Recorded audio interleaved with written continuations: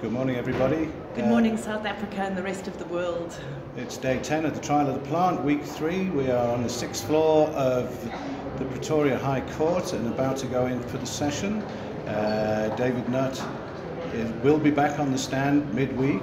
He's away at the moment, so we've brought in Craig Patterson from Rhodes University in Grahamstown, historian, and today we're going to explain to the world how cannabis prohibition actually came about, because I'm sure there are many of you out there think that cannabis was prohibited because it's bad for us. We fought long and hard over the last 7 years to keep Craig in as a witness because we believe that it's very, very important to have the history of cannabis prohibition and prohibition in general on the record in the court. We do understand about unintended consequences. It's almost inadmissible. It doesn't really matter as far as the judgment goes, but we need to lay the ground rules about the history of cannabis prohibition in South Africa and around the world, because it was prohibited by the same people in the same place. So I, for one, really am going to enjoy today and the fact that the live stream is going to send the truth about the history of cannabis prohibition far and wide.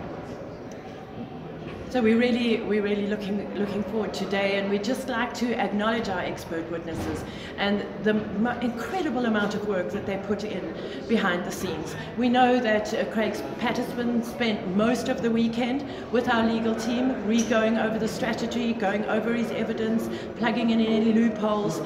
We know that Professor and Mrs. Nutt were away in game reserve this weekend, and we know that poor Professor Nutt was also working on papers over the weekend. We also welcomed Dr. Simon Howell.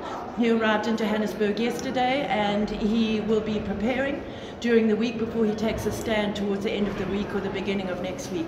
Don't forget that there's lots and lots of work, tiring, exhausting work going on in the background. And on that note, since this trial started, the state have actually put 4,000 more documents onto our legal team's desk. It's called playing dirty. That's the only thing I can think of describing it. We've had 18 months of pre-trial conferences where they flatly refused to put information in. So in the background now, we have thousands and thousands of documents that they're trying to trip us up with. And we're going to go in there for another Groundhog Day. Fortunately for us, we're batting on the home team today. It's primary evidence with Advocate Don Mahon. So there's no cross-examination today, so the mood will probably lift a little bit as the home team starts to bat. But in the background, imagine trying to read those 4,000 pages of documentation to try and catch us up. It's a very fluid thing. The trial of the plant will progress, but it's progressing slowly, and we're juggling flights and timings and hotel rooms in the background to make sure everybody appears at the right time.